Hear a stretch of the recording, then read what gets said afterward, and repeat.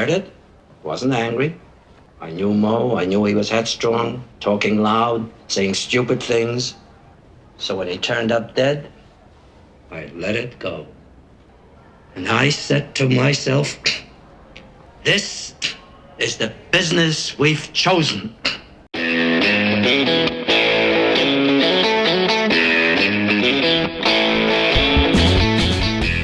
Hello and welcome once again to the Cine-Files, where we continue our exploration of Francis Ford Coppola and his Godfather films. This is our second part of Godfather Part 2. My name is Steve Morris. I'm a filmmaker and directing instructor in Los Angeles, California. Hello, everyone. My name is John Roca. I'm a writer, producer, and host over there on the Outlaw Nation, and a voiceover guy and a massive Godfather enthusiast. For all the fans who've said you've waited a long time for us to do it, I've waited just as long for us to do it. So let you know I'm in your camp and also doing the show with Steve. So it's nice to be on both sides of the fence on this one, and I've been enjoying it so much, and I'm excited for us to walk into now the Robert De Niro portion of The Godfather Part 2. Isn't that uncomfortable being on both sides of the fence? I mean, it's like a chain link, or like, I hope it's not barbed wire, because that would be very painful. I'm wearing my cup. As you always have to on every episode of the Cine-Files, adequate protection is always required. It's essential. I wish all of you were watching on video and could have seen the perfect commercial gesture that Roca made on It's Essential. But if we digress right at the beginning, this is going to be 28 parts to get through Godfather 2. True. And as you said, where we left off, we are just transitioning for the very first time to see Robert De Niro playing Vito Corleone in New York City in 1917. I want to say right at the beginning, I think his performance is astounding. Yeah, agreed. And you think about the fact that he was, as we mentioned in the first part, Steve, he had auditioned to play play Sonny, I think, or Michael play Sonny, I think, in The Godfather. So Coppola kept tabs on him, and then this kind of roller. So this lets you know, people, sometimes you don't get something because you're destined to get something else, and that something else could lead to a bigger thing for you than if you had gotten the other thing you were going for. So just a little life lesson there as you look at these movies as well. Well, and to be clear, De Niro wasn't De Niro at this point. Right. You know, he had done a couple of films. He did Mean Streets in 73, which he had a really charismatic supporting role in a small film. And then this is 74, you know? I mean, like, this is a huge risk. And what's astounding to me in hindsight is you have one of the greatest actors, arguably the greatest actor of his generation, being played by one of the greatest actors, or who will become one of the greatest actors of the next generation. Yeah, great point, Steve. Absolutely. And it was funny. I was watching it with Karen, and there's so many times where Karen turned to me and was like, oh my God, that was so Brando. That was so Vito Corleone. Like, what he does in this performance is, because this is the origin story, is you see him becoming the person he's going to become. Mm-hmm. And so there are elements of the Brando performance, but also him thinking through it and processing it and growing. I mean, it's an amazing, and a performance that's largely very quiet, you know? Yes. And almost entirely in Italian. It's an amazing performance. Agreed. And just what he brings to it. And you know, he studied Brando like crazy. Must have been an incredible honor to be able to, you know, kind of follow the footsteps of Brando, but also, like, you get these opportunities to step up to the plate. The great ones knock it out of the park, and certainly De Niro did that. Yeah, it's amazing. And we start off just with, and I think this is so key, is we were with Michael and his son, and now we're with Vito looking at Santino, little baby James Caan there. And the love that you see from Vito Corleone towards his wife and his children is a constant throughout this whole film. Yeah, absolutely. And when you juxtapose that with how many times Michael is leaving his kids, or not around his kids, or not loving his kids because he's so caught up in trying to make the family quote unquote legitimate, it really is a stark difference between the two men. You know something? A man that doesn't spend time with his family can never be considered a man. That's right. Or can never be a real man. A real man, yeah. A real man. And then we cut to this show, and this was very common in immigrant communities. They had their own newspapers, their own theaters, their own music, all their own stuff. And this is an Italian musical show, and he is with Genco, which is Frank Severo, who obviously has a long career and is even in Godfather Part 1. Yes. In a deleted scene as Jenko. Yes. No. He is one of the guys that's next to Carlo when Santino beats him up. He's just a guy sitting on the stoop. Wow. Yeah. Really? Yeah. So he's not playing Jenko. No. He's just sitting on the stoop. Yeah. How funny, because there are deleted scenes. I think that's an older actor. Oh, you're right. That's a great point. Never mind. Yeah. I'll shut up now. That's great. Okay. Please never. If you shut up, then it's just me talking, and nobody wants that. And the operetta that they're doing is actually written by Coppola's grandfather, Francesco, that he's named for.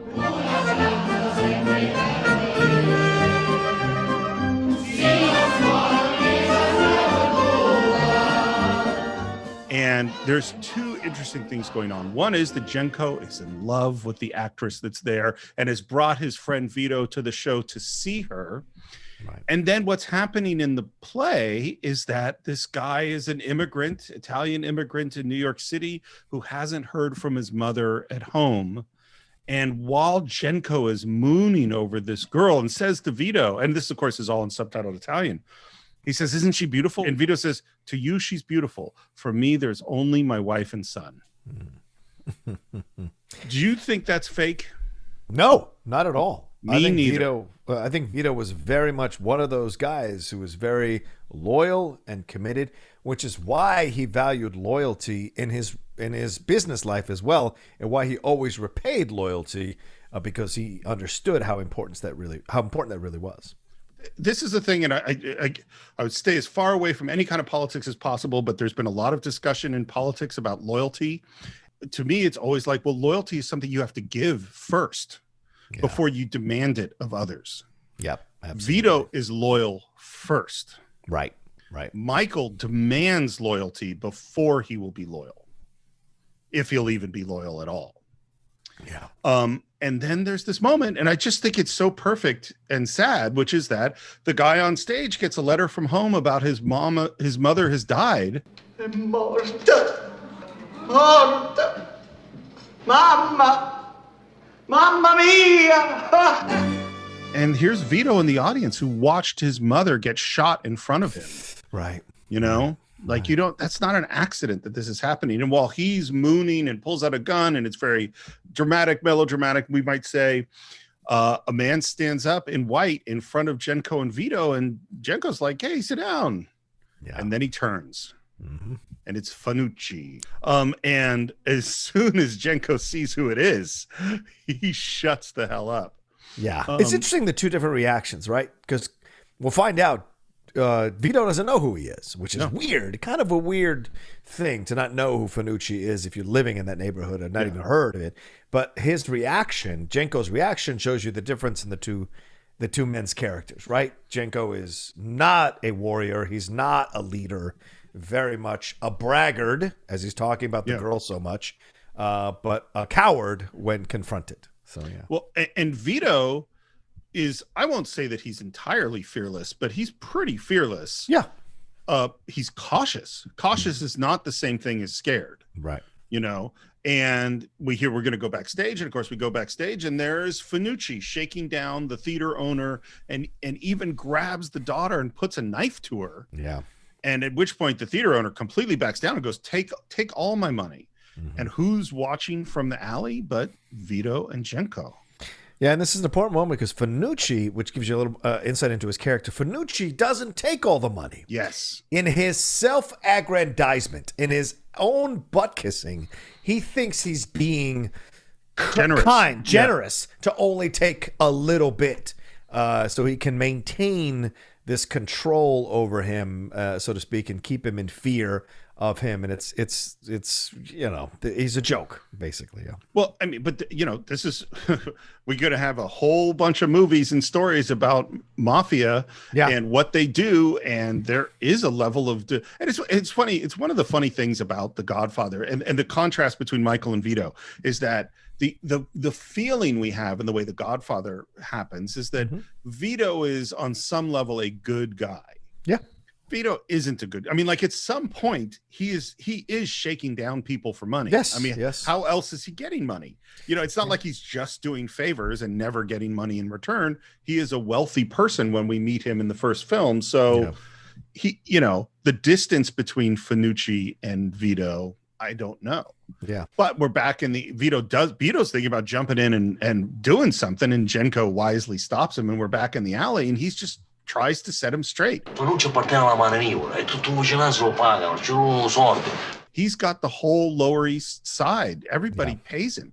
And the thing that Vito snags on is like, why would an Italian bother other Italians? Mm-hmm.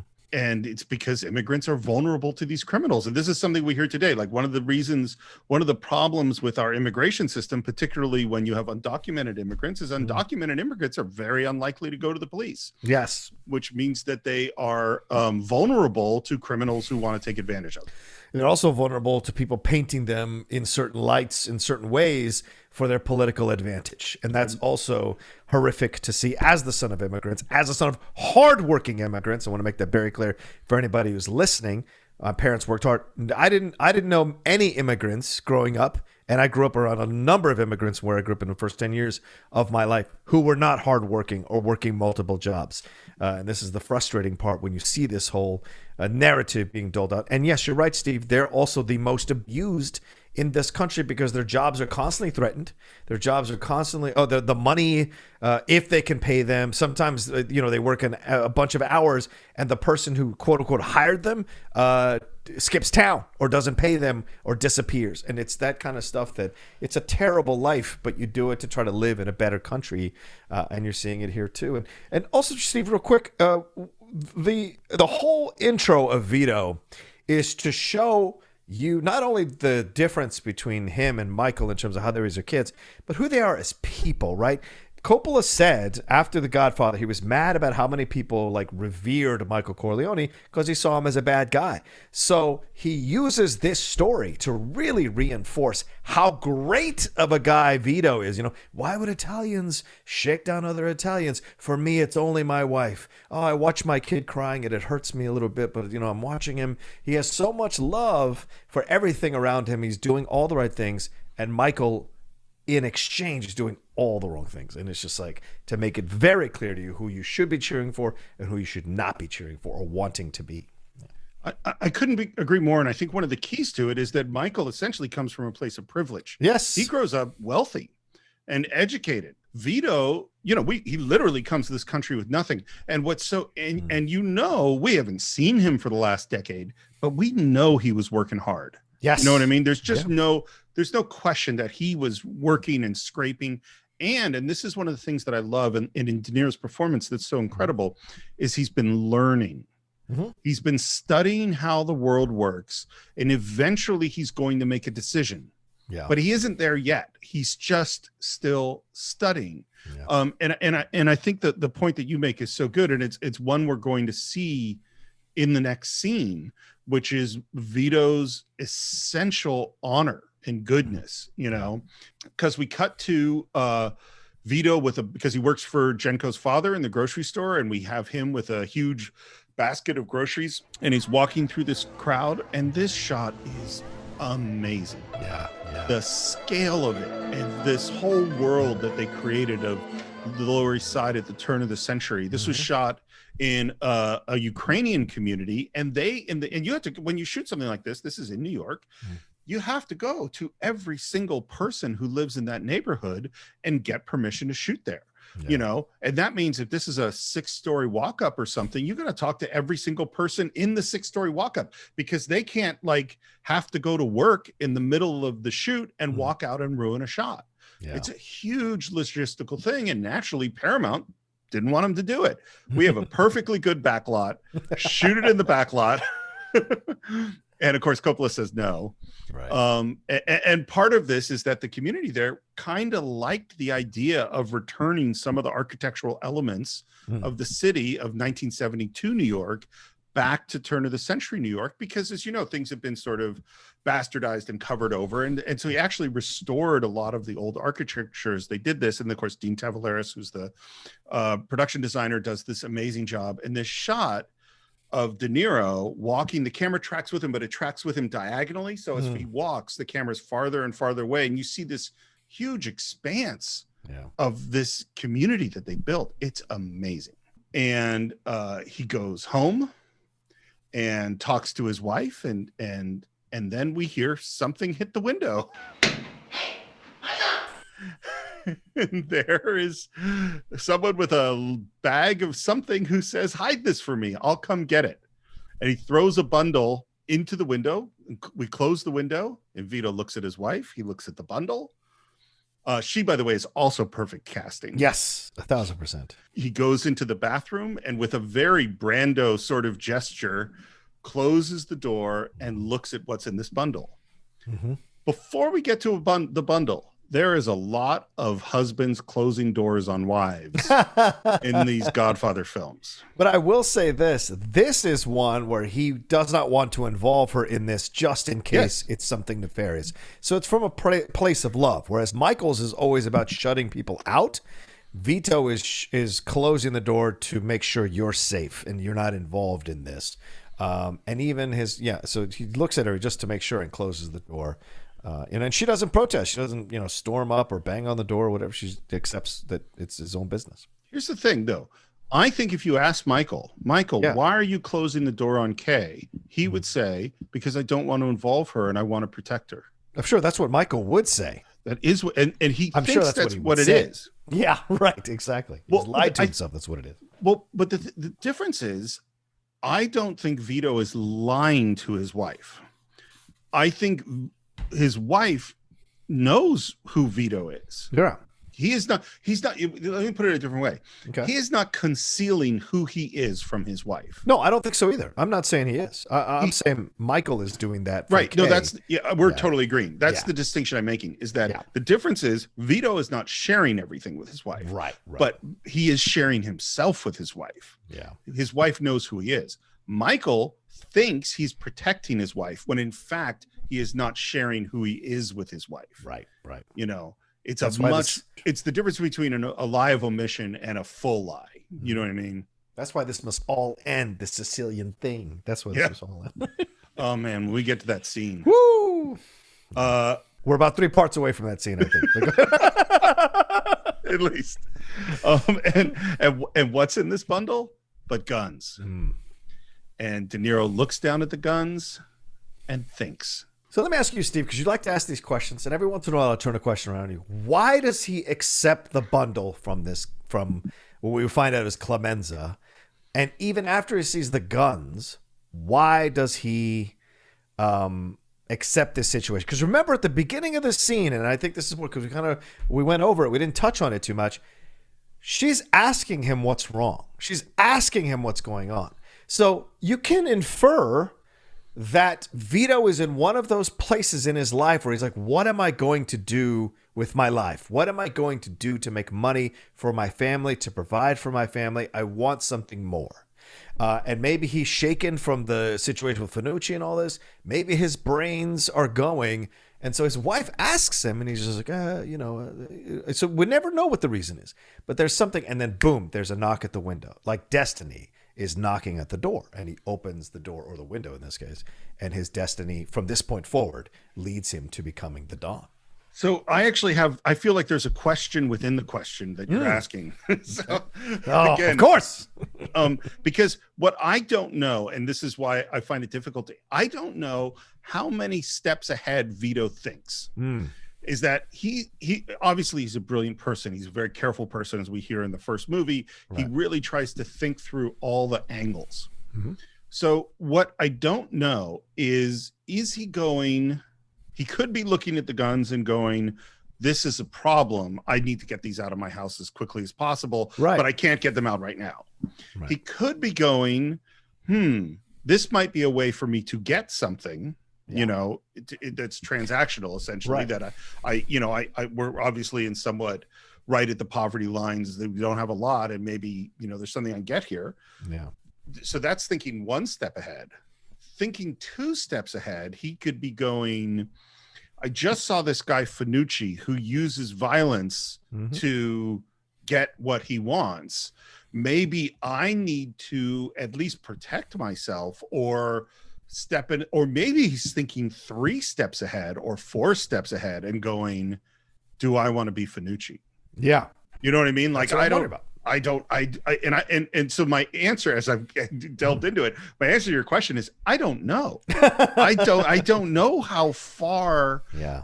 Because what's so interesting, and Coppola said this about Michael in the first film, is that the goal of a director is to make it so through performance and editing that the audience can see thought and feeling. Yes. And there's so much going on with De Niro. Yeah. For the people who are listening to us, you've been on this journey with us for a number of years. So maybe some of you knew, but it's these little moments when we dive into the classics, the greats, these little moments that seem like throwaway moments, but they actually are laying the groundwork and the foundation for what you're going to see later. Just that little exchange between him and his wife shows you that he's in a crossroads. He's a man at a crossroads. And this situation presents itself to him, and he navigates this situation to a certain position. And you're right, Steve. We don't know how far ahead he's thinking, but we do know he's constantly thinking. So he's always thinking of the angles every single day. Well, and the thing is, when Vito is going to act, he acts decisively. Yes. You know what I mean? Like, there's nothing halfway about what he does once he's decided something. Right. Women and children can be careless, not men. Right. We're at the grocery store, Jenko's grocery store, and here's Fanucci. And by the way, there's a scene, it's in the book, I believe that they shot it, where Fanucci gets attacked and his throat almost cut and manages to survive. So you'll notice, don't remember if you could see it in this scene, but you definitely can see it later on when he jumps on the truck with Vito, that he has a scar along his throat, but that was actually cut out of the film. I think they did shoot that scene. I think it is a deleted scene you can see. Yeah. And the thing is, Fanucci, he's not getting enough money, and he's going to need double from everybody. Yeah. And who is watching him from the back but Vito, watching the whole thing. And then it's even worse than that, because Fanucci has brought like his nephew or something. And after they leave, the grocer comes up to Vito and he says, I've got some bad news. Fanucci's got a nephew. And Vito doesn't even let him finish his sentence. He says, because he already knows what's going to happen, and you have to give him my job. Yeah. And what I think this scene is so great, and it's just what we were talking about before, is Vito makes the grocer feel good. Yeah. In this moment. Because he understands. And he says to him, this is the beginning when he says to him, like he says, you were always good to me. And he points to his head. I'm never going to forget it, which is that beginning of this transactional thing, Well, and it's when he does that. Yeah. It's such a Brando sort of gesture. Yeah. Because what we connect it to is someday I might come to you for a favor. Yeah. Someday, and that day may never come. When Vito goes like this, he is going, someday I will do you a favor. Right. Or you owe me a favor. And when the grocer comes out to try to give him a box of food to make amends, Vito turns it down. He says, no, I don't need, why? Because now you're in debt to me in a way. And I can't if I take the food, I can't play this card if I need it down the line, which I think is great. I hadn't thought about that way, but it's so right. Is that what he's doing is he's putting the grocer in his debt. Yes. If he accepted the groceries, he would assuage the grocer's guilt. Yes. And then he would no longer feel like I hadn't thought about it that way, but I think that's exactly what he's doing. And then the contrast is so great, because what does Vito come home with?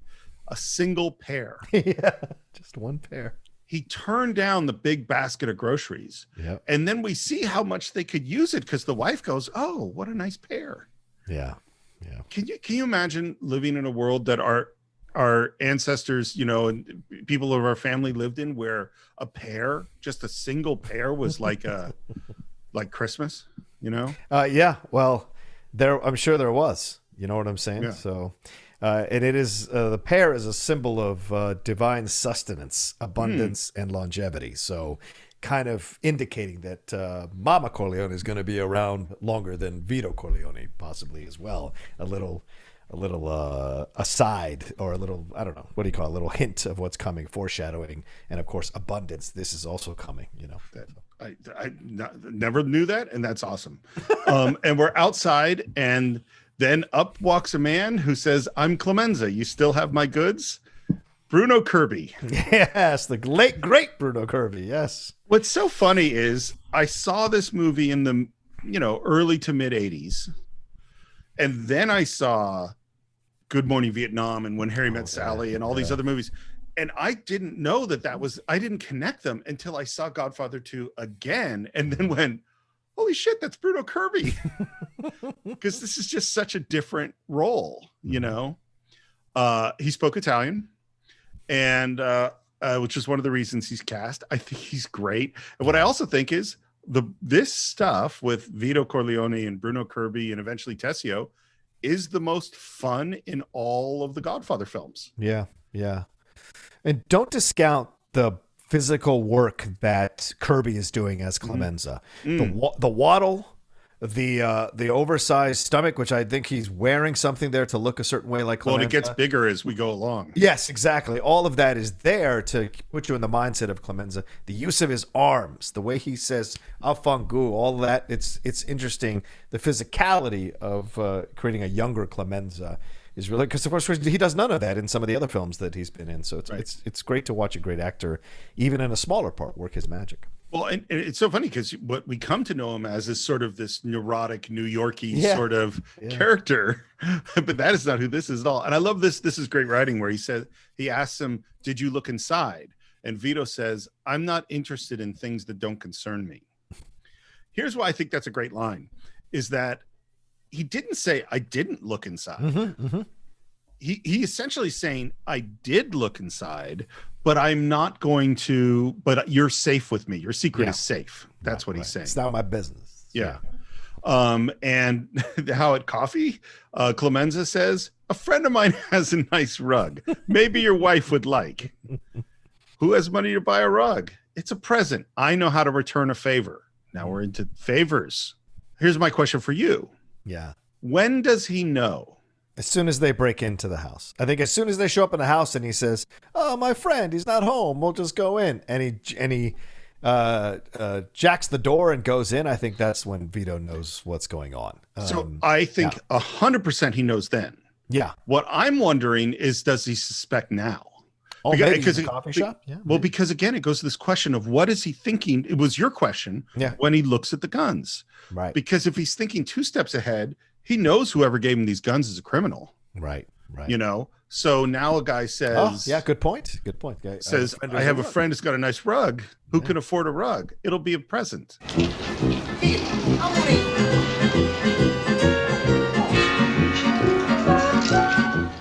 So we go to the store, and it's just so funny. He's not even home. He didn't even leave a key. Oh, no problem.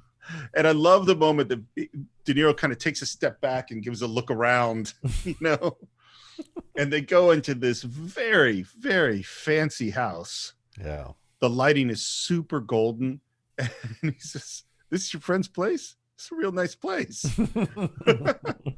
And I just love the Vito's slow, okay, I guess we're doing this now. Mm-hmm. And then there's a knock at the door. The framing of this shot is amazing. Yes, agreed. Bruno goes next to the door, his back to the wall next to the door. De Niro sort of steps back, and I'll just say, just watch De Niro in this scene and all the thoughts that he's having as this is going down, because this could be the end for him. Yeah, because the person knocking on the door is a cop. From the silhouette, you can tell it's a cop. So clearly somebody saw them break into this house from one of the apartments or surrounding areas and rang a cop or whatever. And so this person is knocking, trying to get in and can't. But Bruno's standing there with a gun ready to shoot a police officer who's going to walk through the door. And Vito is seeing how deep he's gotten into this situation at this point. So, he could turn back, but he doesn't. I'm assuming you've been in a situation where you realized you didn't want to be in that situation. Yes. Yes. I have two. I have never been in a situation. Can you imagine this person is about to kill a cop? Like, yeah, I've never been in that situation, No. but I have had to, back in my 20s, help a friend get his sister out of a drug den.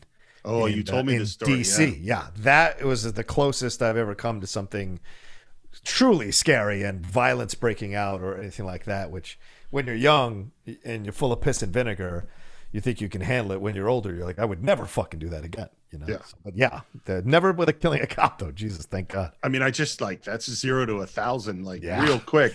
But the cop kind of peeks in, doesn't see anything, and slowly moves out. And again, just watch De Niro. And then we cut to the fun music again, and they're walking along carrying this huge rug. They take it up to Vito's place, and this is again, it's a totally small thing, but you're talking to your props department or your art department, and they're saying, "What kind of rug do you want?" And you go like, "Well, I want a really fancy rug." What size is the rug? And this rug is exactly a tiny bit too big for the room. Yeah. It's like an inch too big. That is a great choice. Because you could have a rug that's way too big. You could have a rug that fits perfect. You could have a rug that's too small. Yeah. Just an inch too big is awesome. And who is there playing on the carpet but little Santino, and Clemenza is playing with Santino, and it's all very fun. And then we cut from this kind of happy scene to back to the late 50s on a train. Everything looks more blue, and Michael is there, and there is this guy in black who never speaks in the film, has no name in the film, and is just a weird presence every time he's in the shot. Out of nowhere, man. Out of nowhere. Michael finds new security after what happened at his compound, you know? And you're right. We're never introduced to him. We're never anything, you know? No one comments on him. Like they're like, he just is this spectral figure. By the way, his name is Amerigo Tot. He's Hungarian. He's a sculptor, apparently a very well-known sculptor. Wow. And Coppola just found him at a casting call and liked his face. Really? Yeah. Insane. And he acted in like 3 or 4 other things, but mostly he's well known for being a sculptor. And we're driving through Miami, and we pull up to a small house, and there's Johnny Ola, and we walk into this strange small house, and there's a woman there. Hyman's in there. I was just making some lunch. Would you like a tuna sandwich? No, thank you. And it's just is so odd to go from where we've been into this house. This, by the way, Hyman Roth's wife, her name is Faye Spain, and she was like a B-movie heartthrob, and Coppola had a huge crush on her, and that is why he cast her in this movie. Oh, the power of power, man. Yeah. And there is Hyman Roth, Lee Strasberg watching football. Yeah. Lee Strasberg is like the most amazing casting choice. You know, he didn't do many films. He was very well known as a teacher of actors, certainly taught Marilyn Monroe and countless others. The Strasberg and Brando and Brando, right, exactly. So many people learned at the feet of Lee Strasberg and his wife. It's such an interesting choice. I liken it to Malcolm X when they cast what was his name as Elijah Muhammad Freeman. He essentially was the black Lee Strasberg for African American actors, for black actors and actresses in his community. And so when you see Lee step into this, and I remember Lee from Going in Style, one of my favorite forgotten 70s comedies with George I love Going in Cardi, Style. right? It's such a great film. And the remake was terrible, so don't watch the remake. Watch the original. And he is so perfect as the pseudo Meyer Lansky character in this movie, and it works so well, and Coppola's so brilliant to attach this made up story, this fictional story, to non-fictional stuff that occurred during the 50s and the 60s here in this country and 40s with Murder Inc. And so having Meyer attached here, and what we find out later, Mo Green is essentially Bugsy Siegel. It's just brilliant. Well, and having Lee Strasberg, who is, I mean, what's so weird, because Meyer Lansky, I have a weird analogy for this, but we always go back to certain stuff. So if you watch Boardwalk Empire, Yeah. You're watching a generation earlier. Mhm. You know, you're watching sort of 10 years after young Vito Corleone in the middle of Prohibition, because the Right. first thing that Hyman Roth says is that he loves football. He loves watching football in the afternoon. He loves watching baseball. He's always loved baseball. I loved baseball ever since Arnold Rothstein fixed the World Series in 1919. Well, Meyer Lansky, I believe, was involved with Yeah. Rothstein in Yeah. 1919. That happens in Boardwalk Empire. Yep. We see Bugsy Siegel in the movie Bugsy. There's things about Lucky Luciano, which is who Meyer Lansky's partners with. It's like we continue, or if you watched, we just recently did Capone, and Capone shows up in Boardwalk Empire, and all of these things are really intertwined.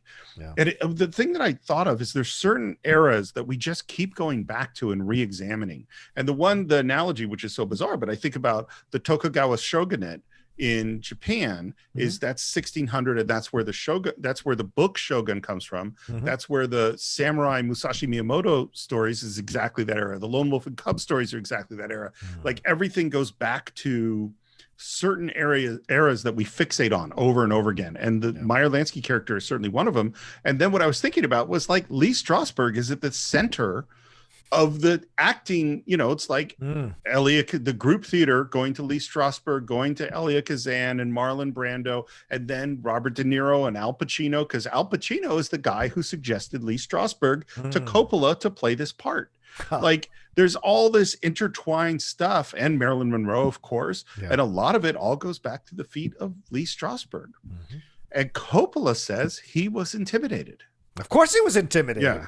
Why wouldn't he be? He's a young punk filmmaker who's had one great movie on his resume, and now he's going to work with this incredible actor who's taught decades of actors. I don't know.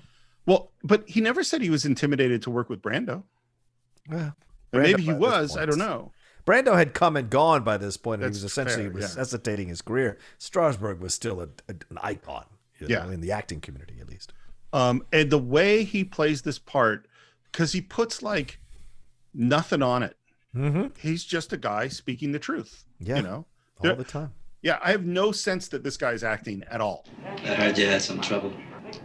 Stupid. People behaving like that with guns.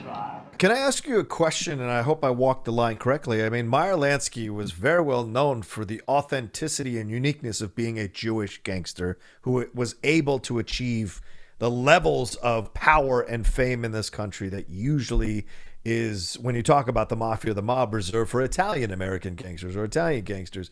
Meyer found his way to do this. Lee Strasberg, also Jewish himself, playing this. Is there a certain level of care that you think he took to portray this Jewish person who was able to achieve such success at his in his craft? Because what Johnny Ola says, you know, Meyer always made money for his partner. Or sorry, Hyman and Roth always made money for his partners. You know, and that's what they said about Meyer. That's why they never killed Meyer, because Meyer always found a way to make money for his partners.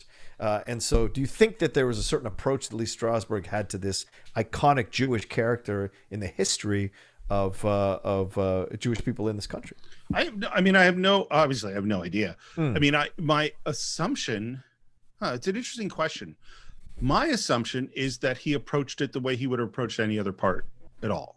Okay. You know, which is to use, I mean, he's the method guy, is to use his sense memory and connect it to things in his life. And so in the sense that he is a Jewish guy from New York, I think Strasberg's from New York. Yeah. And that he has a similar background. And I think he went, this guy's like me, you know, Yeah. How is this guy like me? I'm sure he asked those questions, but I don't really know. It's a funny thing you bring up, and which I'd never thought about, because certainly Coppola, I think it's a great question. Because certainly Coppola took a huge sense of responsibility as an Italian American of how he was going to portray this Italian. So it makes sense that Lee Strasberg would approach. And the thing, by the way, like Meyer Lansky did live in a totally ordinary house in Florida. Yes. He was even though people estimated his wealth to be $50 million, $100 million at one point or another, he never lived extravagantly. He never showed off. Like, he was a very simple, you know, which also is very Jewish on a lot of levels, you know, to not be ostentatious and just, be businesslike. The other thing too, by the way, that I was thinking about also, Hyman Roth always made money for his partners. I am sure the same could be said about Vito Corleone. Yeah, good point. Which is why, good point. Yeah. So anyway, what's so funny in this scene is how they behave together. They have a little small talk, and then he says, Important thing is you're all right. Good health, the most important thing. More than success, more than money. that is such a classic Jewish grandfather thing to say. Your health is what's important, like as long as you have your health. It's just like such a classic. Yeah. My grandmother Eileen said that. My Aunt Lorraine said that. It's also a little bit classic mafia. Well, as long as you have your health, which means, damn it, you survived. And we find out later that, of course, Meyer was involved in the plotting to assassinate Michael.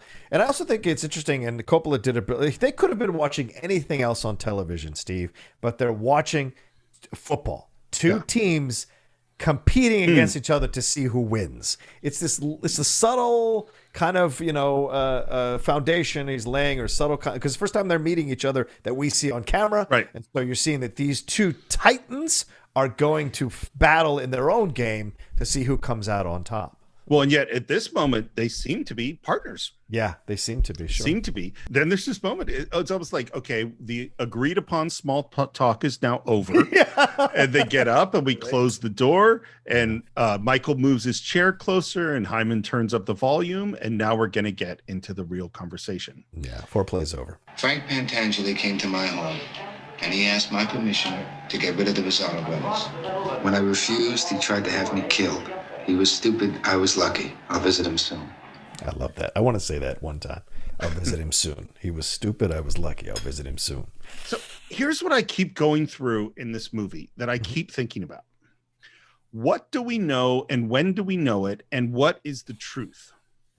So we know that Frank Pentangeli did come to see him. Yes. We know that Frank was pissed off at the end of their first meeting and left sarcastically.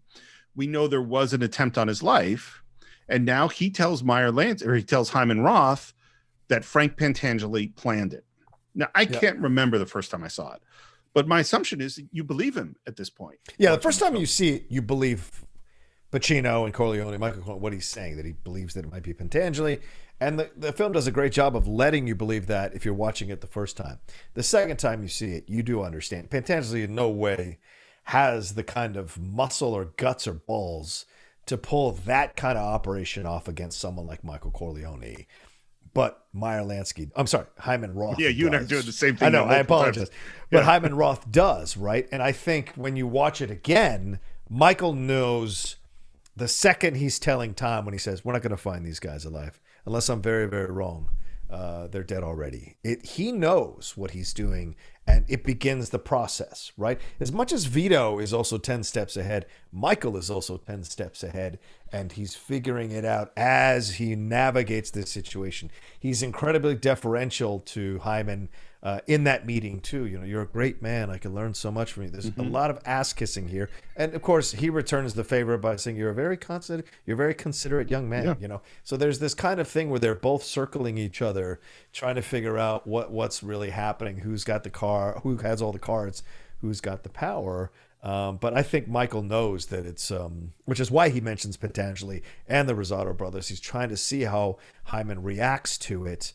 And then later, when he confronts Pentangeli, he knows that Pentangeli didn't do it, but he wants to kind of make it seem as if, just in case Pentangeli breaks and did do it, he's got his answer.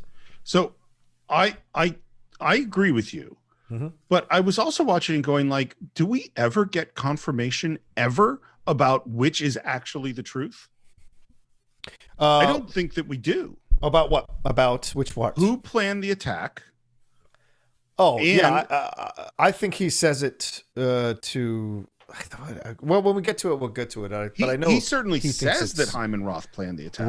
Right. And who planned the attack on Frank Pentangeli? Because that was Hyman. Yeah.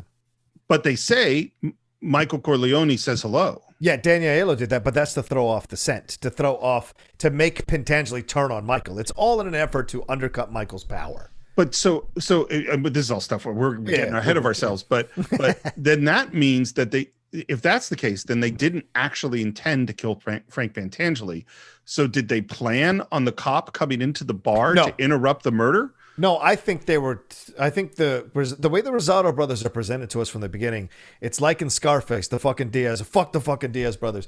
They're just smarmy little bitches. And so when and you won't find this kind of analysis on a Leonard Maltin podcast, but like Roger Ebert probably never said that. He never said. Only privately to Gene Siskel did he call him a smarmy little bitch. But like when Daniello comes in and is garroting Pentangeli, he is throwing insult on top of injury by saying Michael Corleone says hello. So their intention is to not only kill you, but to spit on your face as you're dying. That's what he's saying. So every sense of betrayal is there, and you're going to die. I don't think they anticipate the cop coming in at all, which is why they react the way they do to the situation. They're just trying to make Pentangeli they just hate him so much that they want to make his death even more disgusting. Well, if you wanted to get Frank Pentangeli to turn on Michael Corleone, right, then having this is the last thing he hears before he's about to die. That's why he turns on Corleone. Sure. But it just happened to work out that way. That just happened because the other thing that happens after we have this sort of, as you said, mutual ass kicking, and they talk about that they're going to, make history together, and that what even your father would never conceive of what we were going to do, that this could be possible. And then the last thing Michael says is, and Pentangeli is a dead man. You don't object? These small potatoes. Yeah, when he says that, I think that's when Michael knows that Hyman was fully behind it. Michael lays the traps in conversation. And if you fall into the traps, he lays multiple traps in conversation. If you fall into one of them, he only needs you to fall into one of them, and he's got his idea of what's happening. Remember, Vito taught him that in the first movie. Vito teaches him that. Keep your friends close, keep your enemies closer. So he's constantly, having these questions. Tessio promised all the security. It's Tessio that's going to have you killed, right? So when the fact that when Hyman says he's small potatoes, like it's not a big deal, that tells him right there Hyman was behind this whole thing, and he's with the Rosado brothers, and Pentangeli is irrelevant to him. So if Pentangeli is irrelevant to him, that means Michael's irrelevant to him by connection. And so that's what I think in that moment. Michael knows. See, again, and always I think you're right. But I also go I'm not sure that I 100% know. Yeah, that's know fair. what I mean? That's totally fair. I don't think, because he could just say Frank Pentangeli small potatoes. And I don't think that Hyman Roth had nothing to do. Because the other thing, and maybe I brought this up in the previous part, I don't remember. Michael says, if it gets these guys, do you think we'll be able to find out who's back away? That's not gonna catch him. Unless I'm very wrong, they're dead already. They killed by somebody close to us. Now, the main betrayer that we're going to deal with is Fredo. But Fredo didn't kill the guys that attacked, which means there's somebody else in the compound that killed the guys that opened fire on Michael and Kay. Right. We never resolved that. We never resolved that. Yeah. Now, Frank Pentangeli might have been in the compound. Is it Rocco? Is it Neri? Is it Is it Cheech?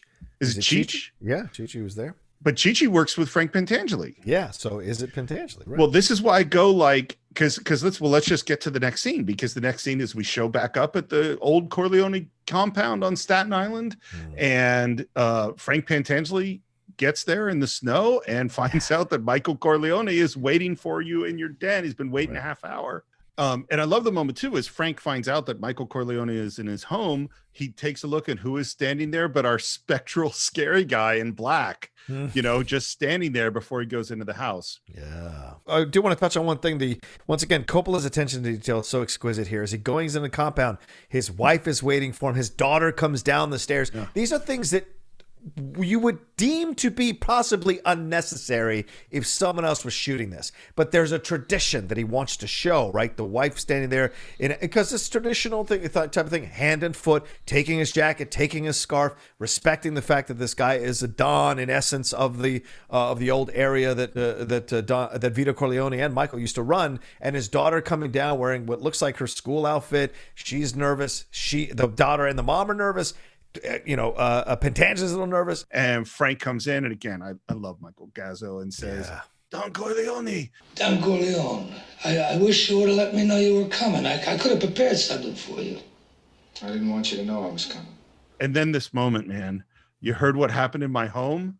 Mike, I almost died myself, but it was all so relieved. In my home! In my bedroom where my wife sleeps! Where my children come and play with their toys. One of the things I love about Pacino's performance, particularly in this movie, is he was so quiet in the first one. And then there's like, and you contrast Michael Corleone in Godfather 1 with Al Pacino in Heat. And what he does at Godfather 2 is it's quiet, explosion of intensity. I love the back and forth here, but yeah, he does yell at him, which is maybe the harbinger of what's to come for Pacino multiple years later in all these other movies. But it is shocking. The bass in Pacino's voice, because it's the first time we're seeing from Michael Corleone. This is not the scared young kid that dropped the gun walking out of the Italian restaurant. This is fully a man of immense power. But I think he's also, once again, laying these traps. He's yelling at Pentangeli to see if he can break him. He's yelling at Pentangeli to see if maybe he had something to do with it. And this ties back to what he asks Hyman. He says, I'm going to kill Pentangeli. Do you have any issue with these small potatoes? Pentangeli is Michael's guy. Why would he ask permission of Hyman Roth to essentially hand him over control of that area of New York? He wouldn't do it unless he wanted to see Hyman's connection or feelings about Pentangeli.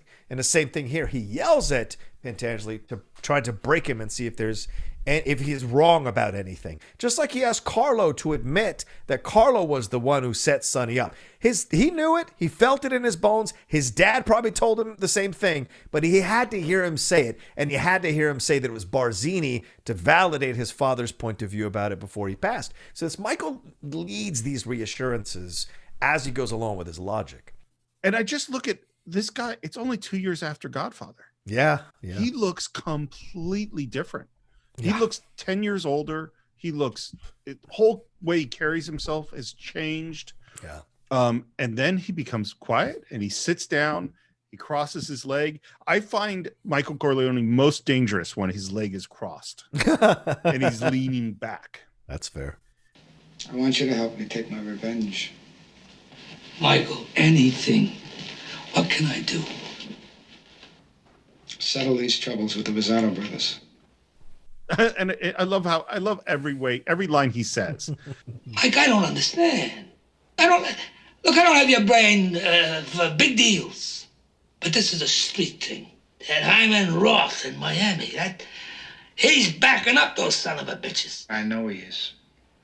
It was Hyman Roth that tried to have me killed. I think he's treated Frank Pentangeli exactly like he treated Hyman Roth in a way. Mm-hmm. He's testing both of them. Oh, yeah. And I don't come out actually knowing 100% for certain which one is telling the truth. Wow. Okay. Because a Frank Pentangeli covering his own ass would behave exactly like this guy's behaving. I mean, again, I think you're right. I think Hyman Roth is behind it and Frank Pentangeli is not. Right. But I don't know that Michael knows this. Mm-hmm. It's because Carlo says it was Bronzini. Right. But that's not what happens here. He says it's Hyman Roth, and Pentangeli doesn't hesitate, doesn't, like with Fredo. See, and we'll get to this. I think Michael suspects Fredo from the compound, from the beginning. I think Michael suspects Fredo. And piece by piece, he comes closer to that realization until the minute Fredo says, Johnny Ola took us here all the time. And you see the devastation in that moment, and we'll get to it, of course. But I think Michael is very clear about it being Hyman Roth. He just wanted to unleash his fury on Pentangeli to see what Pentangeli did, and the fact that he was willing to go and kill the result, fight for him, help him take his revenge, all this kind of stuff. I think there's an authenticity to Gazzo's performance, to Pentangeli's reactions, that Michael is assured that he's right, that it was Hyman Roth and not Pentangeli, in my opinion. But like you said, we don't really know.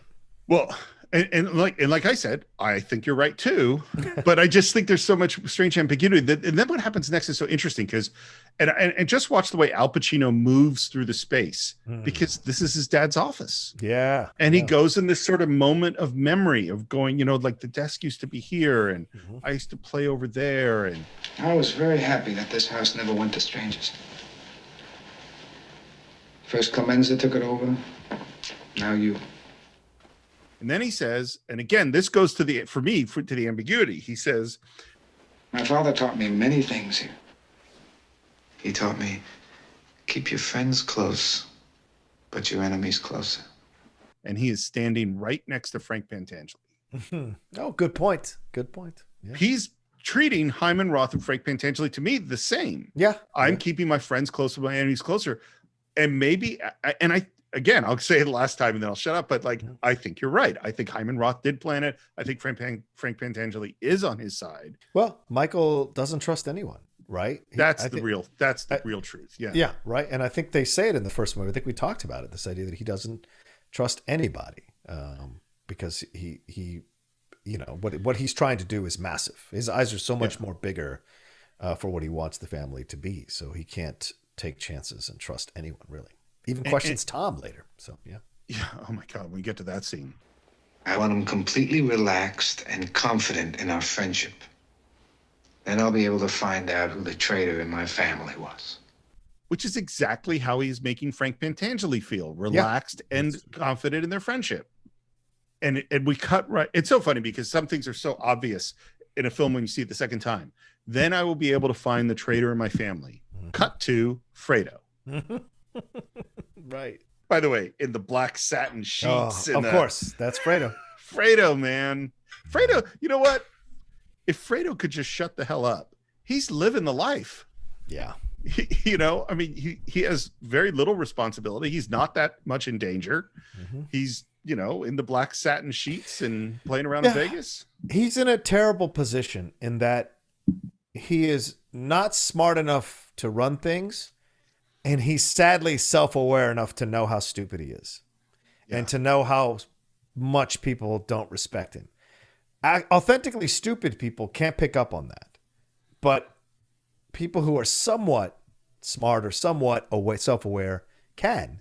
And certainly Fredo did, which is why when he has that back and forth with Michael later in the film, and he's like, I'm not dumb like people say, I'm smart. And the thing is, smart people don't have to say they're smart. And that's the fact that he needs to yell it like that shows you that he actually isn't. He's just, he's just aware how much people don't respect him and don't think he's smart. Yet he can't stop his tendencies to be gaudy in his approach to the world. Well, he's not classy. I mean, part of his not being smart is he doesn't know what classy is. Nope. It's so funny. Here's another digression in our already 37-part series on The Godfather 2. But it just came up on some social media conversation. I must have brought up the Dunning-Kruger effect. Do you know about this? I must have come up on a podcast. Please, bring it up. Yeah. It's the best scientific study of all time. And it applies specifically to Fredo. Okay. The Dunning-Kruger effect basically says that your ability to judge your ability at a thing is directly dependent upon your ability at that thing. Yeah. I know that sounds like a lot of words, but here's what it really means is that if you go to people and you say, how good a driver are you? The majority of people will say I'm above average or excellent, which is impossible because half the people must be below average and a lot of them have to be terrible. That's how statistics work. Right. A race car driver, a professional driver, can tell you exactly how good they are. Mm-hmm. They could tell you I'm this good at cornering and this good at this, and I'm great in the straights, but I'm less good here because their expertise at the thing allows them to evaluate perfectly their expertise at that thing. Yeah. A lousy driver has no ability to judge their own ability at driving because they suck at it. So they can say, oh, I'm a fantastic driver. So your ability at a thing determines how well you can describe your ability at the thing. Fredo can say, I'm not dumb. You know why? Because he's dumb. Right. Right. And how many people, and again, I'm not going to point out to any political figures that might have said that I'm really good at all these things, which they're clearly not. That is the Dunning-Kruger effect. Yeah. That makes sense, actually. So Fredo gets a phone call. By the way, what sucks when you have closed captions on is sometimes you hear things that you shouldn't hear. Oh. Because on the closed caption, it says, Fredo, this is Johnny Ola. Yeah. Which ruins you can it. hear it? Oh, No, wow. you can't. In the closed caption, you mean? Closed captions, you could read it. I don't know anything. You got me in deep enough already. So we know that Fredo is up to something. By the way, Coppola, this is great advice to a director. He says, it's a good idea to shoot phone call scenes where the lighting is such that their lips are in the dark. Because then you can redub any dialogue you want if you need to change the scene, which they did. That makes sense. Yeah, smart. We're on a street in New York, and Frank walks up, tells Cheech to wait in the car, gets to the door. These are the Rosato brothers, and guy hands him a lucky C note for our new deal. Take it as an insult. By the way, this is based on the Gallo brothers, and the C note is a quote from a conversation with Larry Gallo that someone did this before there was an attempt on his life. Oh, wow. So this is from a real mob story. Jesus. Okay. And we go into the bar, and it's just what you said. Frank doesn't like this C note thing. Yeah. And then there's Danny Aiello. Michael Corleone says hello. The Grot comes in. Two more guys come in, and they're about to, I mean, this is just like Luca Brasi. Yeah. You know, come and sit at a bar, and some guy comes behind and strangles you, except a cop walks in. Are you open or closed? Hey, I just come in to clean up a little, you know? And the cop kind of hears a noise and starts walking, and the bartender starts going, no, not in here. And man, we go right into a gunfight.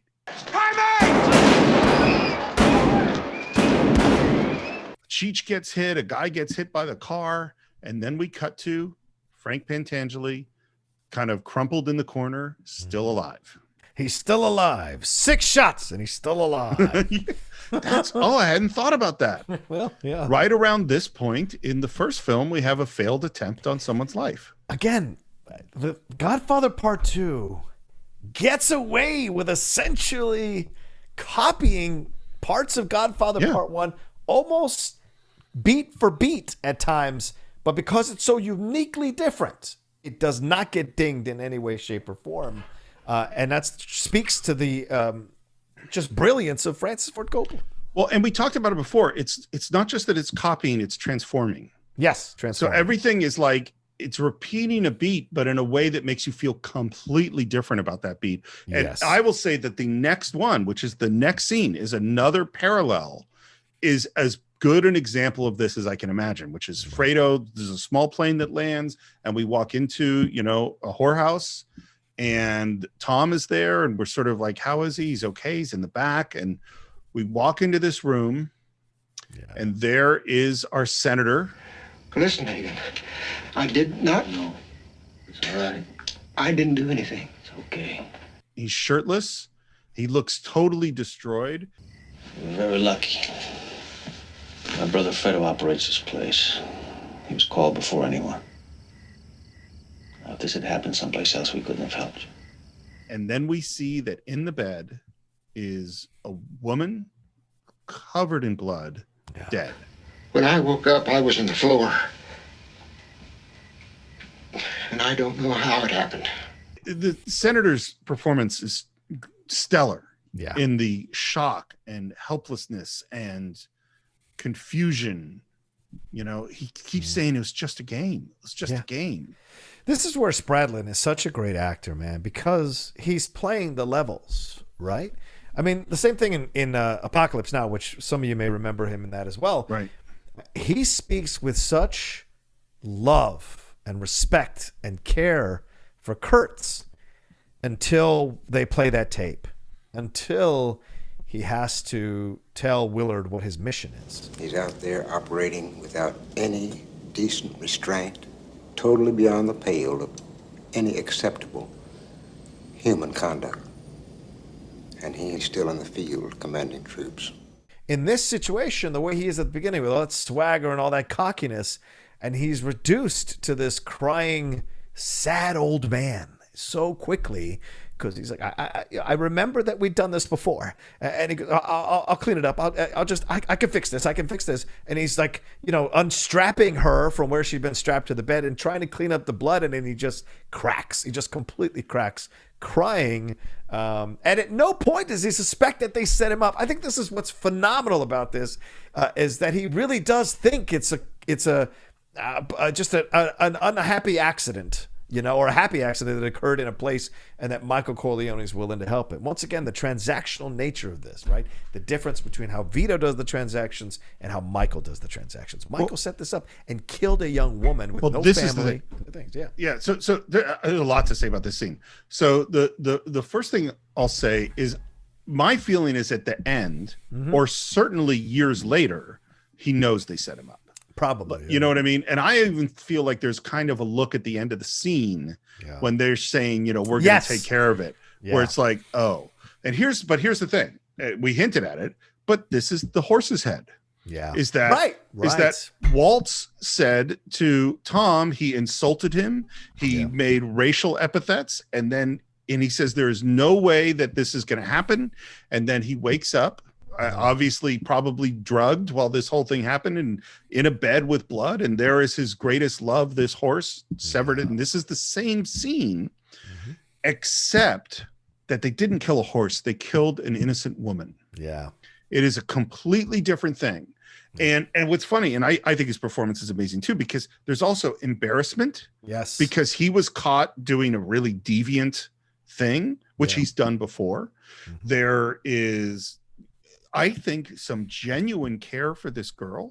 Yeah. Like when he goes to wipe up the blood, he's like, oh my, he cares for her. We said we've done it before. She was laughing. I remember she was laughing. I remember she was laughing. Yeah. And the way that it's filmed, like even like when he's sitting and talking, there's a moment where you see the dead woman's face reflected in the mirror behind him. It's just beautifully filmed. And of course, we know.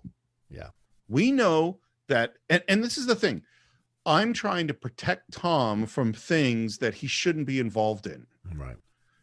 Tom is involved. He was certainly involved in the killing of the $600,000 horse. Now he's involved in the murder of this prostitute. Yeah. What the fuck are you protecting Tom from? Tom's part of the family, Michael. Like, he's right here.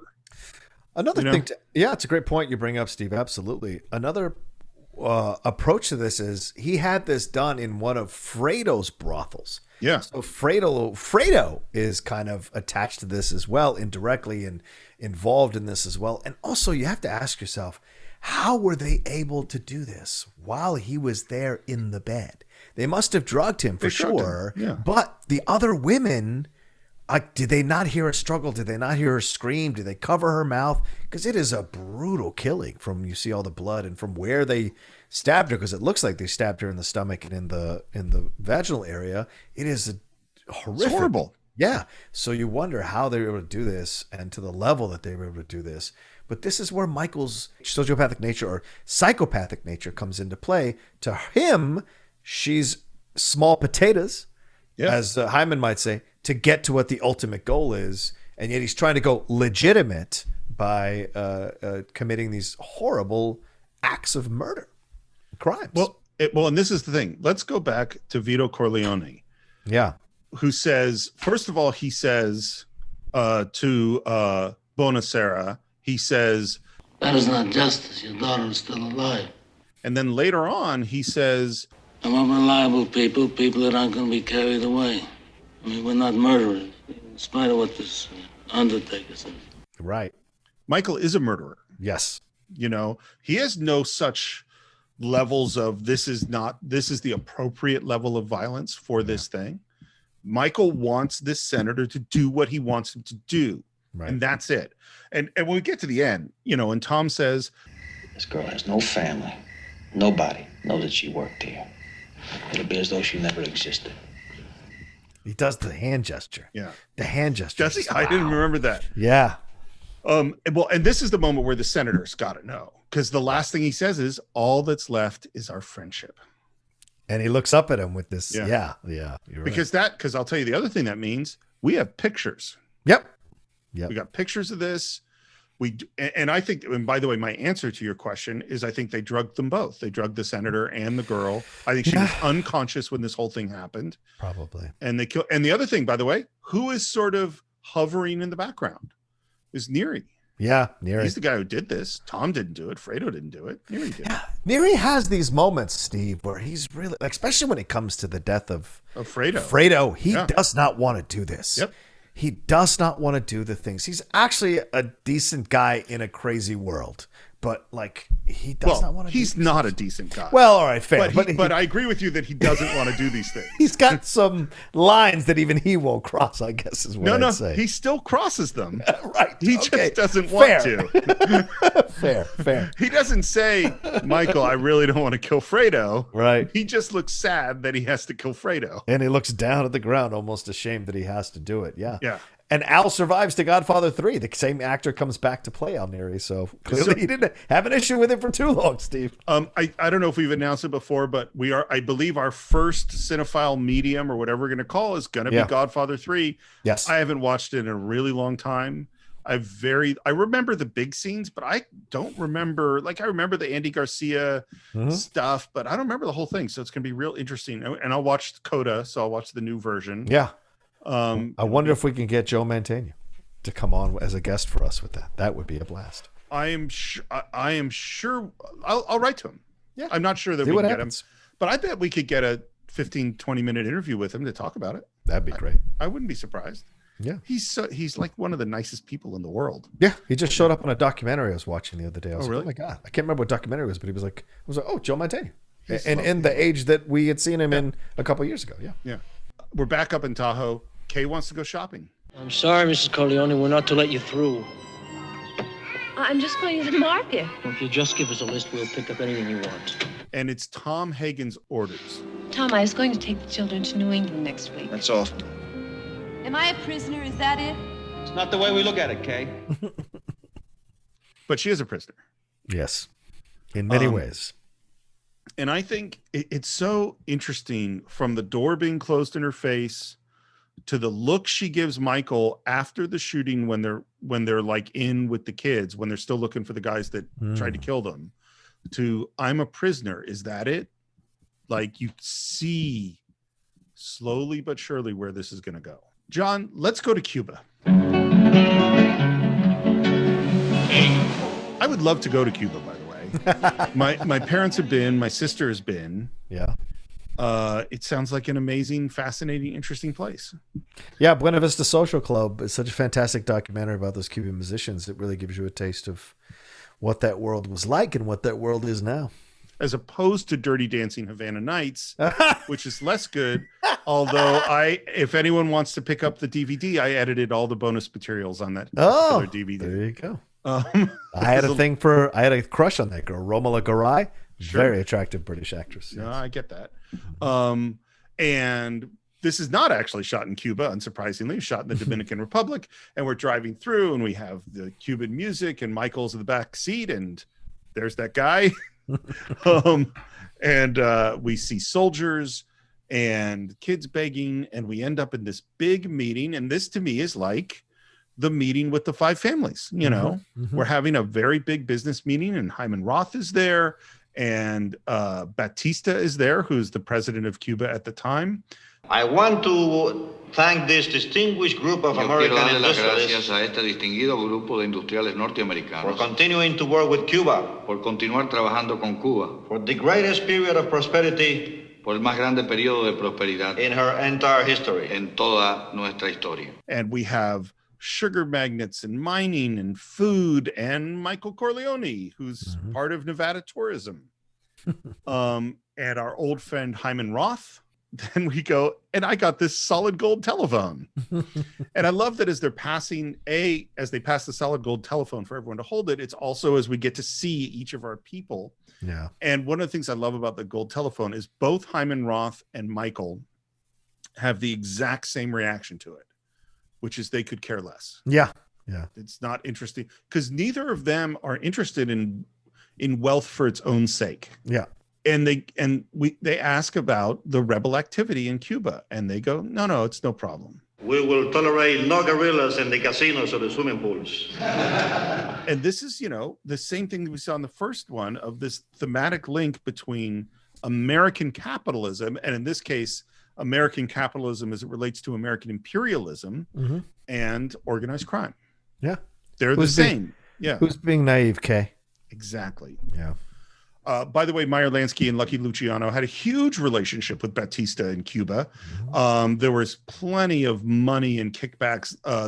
They had control over all these hotels.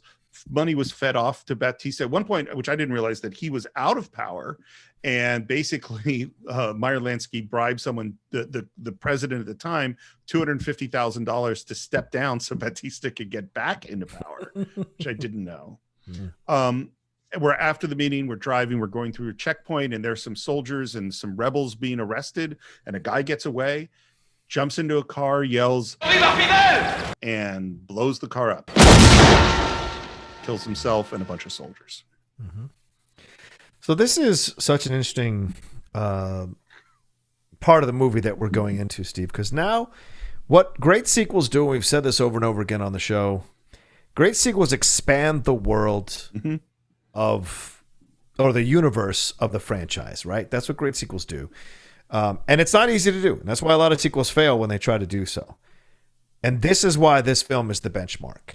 We are so far away from the kid killing Salazzo in an Italian restaurant. We are now in the world of political intrigue, of revolutions, of changing of presidents through revolution, of wars, of guerrillas. There is more here that Michael has to consider and think about as he navigates this larger world. Everyone says they want millions. I want to be powerful. I want to have all the money, blah, blah, blah. But not everyone is willing to step up to the plate and expand their mind and their world to be able to understand what it is to navigate yourself into that position in life. Some people can do it. Some people are overwhelmed by it. Michael still at times is navigating this as he can and reacting to it to save his family or to keep his business or his endeavors going in a fruitful direction. Well, and I want to go back to what you said. I mean, this line, "who's being naive, Kay," that goes throughout this whole thing because we think, oh, Michael is a mobster who's willing to do all these terrible things to gain power. And now he's doing these things in this small country, this small island in the Caribbean. Well, America and American capitalism has been doing this for over a century. Yes. And numerous countries. I don't know how many people know where the term banana republic comes from, but it comes from United Fruit overthrowing governments in order to get good deals so American fruit companies could get fruit from Central and South America. Yeah, that's where the term banana republic comes from. We have, whether it's oil in the Middle East and friends, this is still going on. Our government has very cozy relationships with a lot of governments that we really don't like, and has put up tons of dictators and supported tons of dictators, including Saddam Hussein and the Shah of Iran and Batista and, Pinochet. Over and over and over again, and they were all to support American business interests and to some degree strategic interests all over the world. So who's being naive, Kay? Exactly. So that's where Michael is. Or who's being naive, America. Yeah. It's so funny. Like I remember, Jimmy Carter is not the greatest president, although he might be the greatest post-president in history. But he made a change to American foreign policy that did not last. And that change was he wanted American foreign policy to be entirely based on human rights. So it would be human rights followed by American strategic interests, followed by American economic interests. And then Reagan became president and human rights went back down to the bottom of the list. Of course. And it has been really pretty much ever since. Sadly so. Yeah. And so who's being naive? Jimmy Carter's being naive. Right. That's what it is. Let's have a birthday party on a rooftop of a hotel. Hyman gets a cake. And it's also sort of charming old man stuff. Yeah. When a man comes to this point in his life, he wants to turn over the things he's been blessed with turned them over to friends as a reward for the friends he's had and to make sure that everything goes well after he's gone. And someone says, oh, not for years. And he says, oh, we'll see. The doctors would disagree, but what do they know? So I swear to God, it could be my grandfather Mark. You know? I do want to ask you something, Steve, before we go forward with this part here. Do you think Michael pulls what he pulls on the senator, so it's him going down to Cuba and not the senator? Do you think he does this and this does the thing that he does in the brothel so that the senator condones or backs up Michael going down instead of someone else representing the Nevada Tourism Board? The timing of it just seems really suspicious, and I think that's the answer why is yes to all of it, because it's not just so that Michael goes down. The senator is also in Cuba supporting their relationship with Batista. Now he has an inside guy in the federal government in the Senate who is going to support his business dealings in Cuba. Yeah, 100%. That's what I think. Yeah. And what's so great about this scene, so two things about it. First of all, it's really hot. And when it's really hot, it's hard to keep a cake looking nice. Sure. And every time you cut the cake, you need to get a new cake. So there are all these cakes, and some cakes are melting, and some cakes are partially cut. Some cakes have lots of pieces. Some of the pieces are melted. It's like just a lot of continuity that's hard. And the other thing that's amazing is this is a scene about the great man dividing his empire. Yes. And he is literally dividing a cake up and handing it out. Yeah. Like the metaphor Great couldn't symbolism. been like, it's just right there.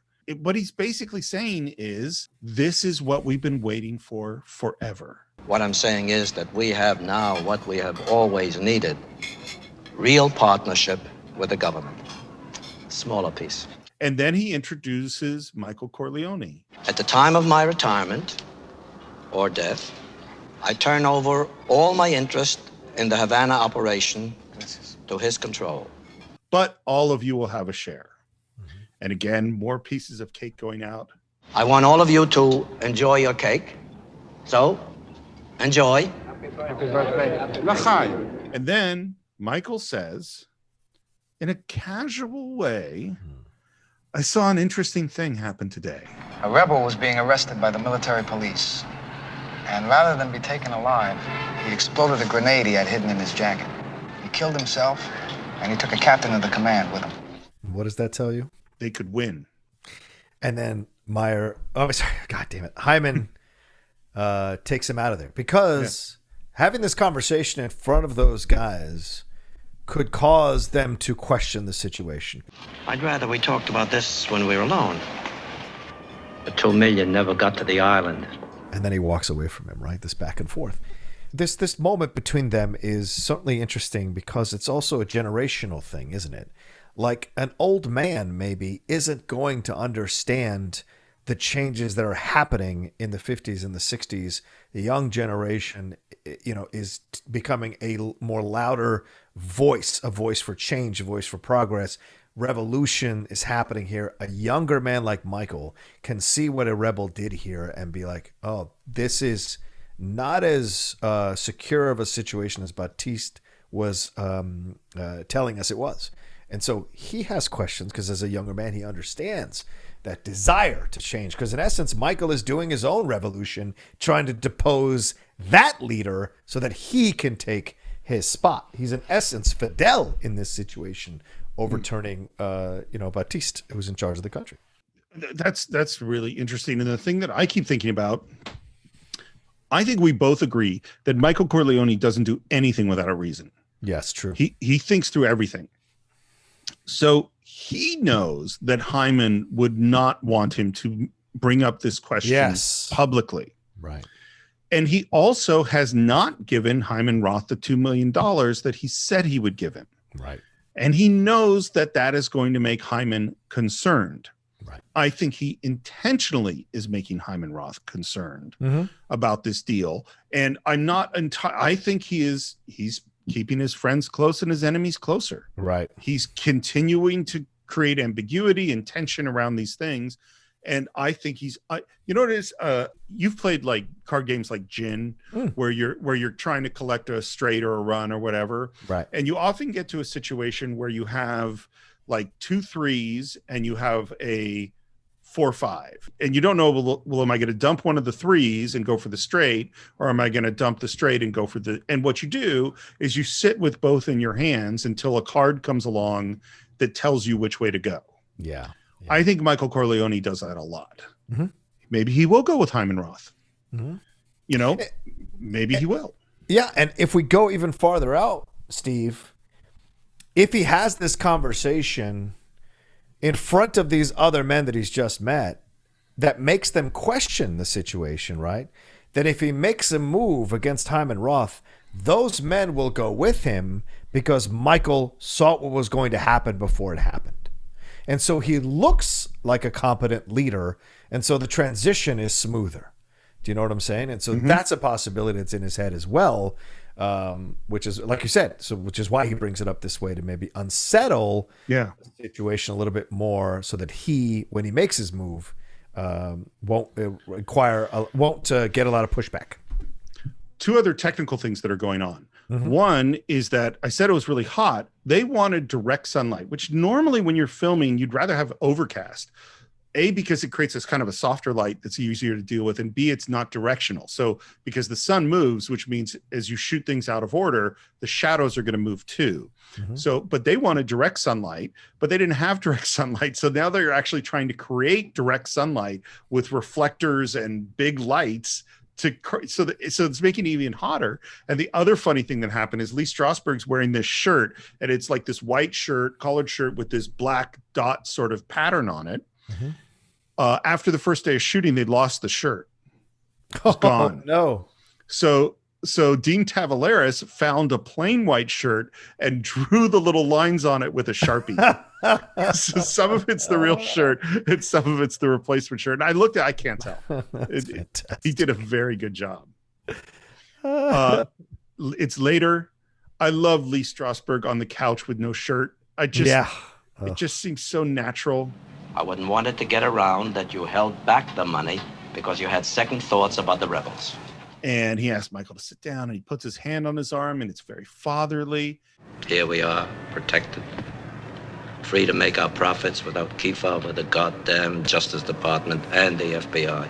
Just one small step, looking for a man that wants to be president of the United States and having the cash to make it possible. Who's he talking about? Himself, isn't he? I think he's talking about Michael. That's what I mean. Yeah. Oh, I'm sorry. He's talking about Michael. Sorry, that's what I meant. Yeah, sorry about that. Yeah, because that's Michael, Senator Corleone, Governor Corleone. Right. Another pets in a van. Yeah. And then he says, Michael, we're bigger than U.S. Steel. Which it is believed that Meyer Lansky actually said that. Lansky did actually say that. He did say that. Okay. Yeah.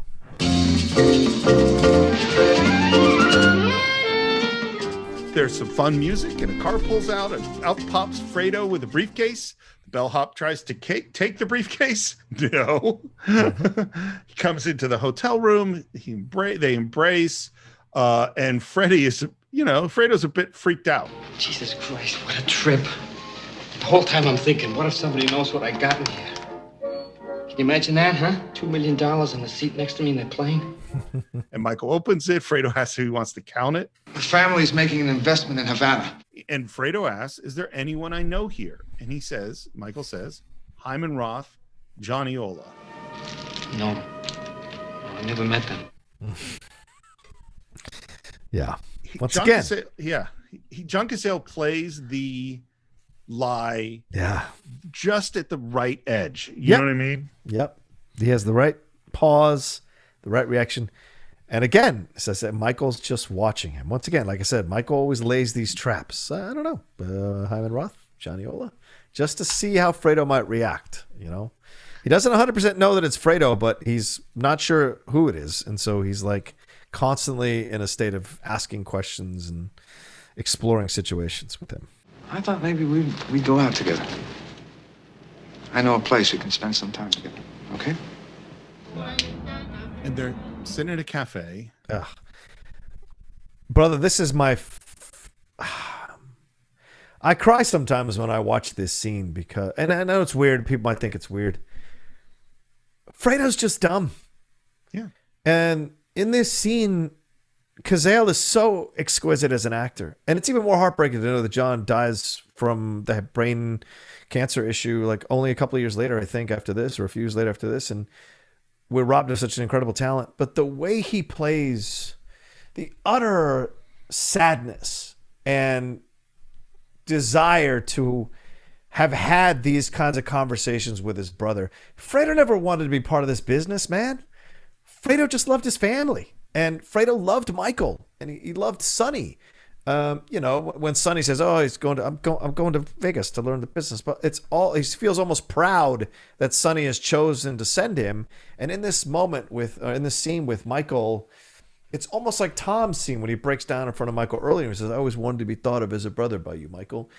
And remember, this is the same Fredo who stumbled in drunk in the first movie and was so affectionate towards Michael. He loves Michael. So when they're having this really kind of brotherly scene, it's heartbreaking to know what's coming next.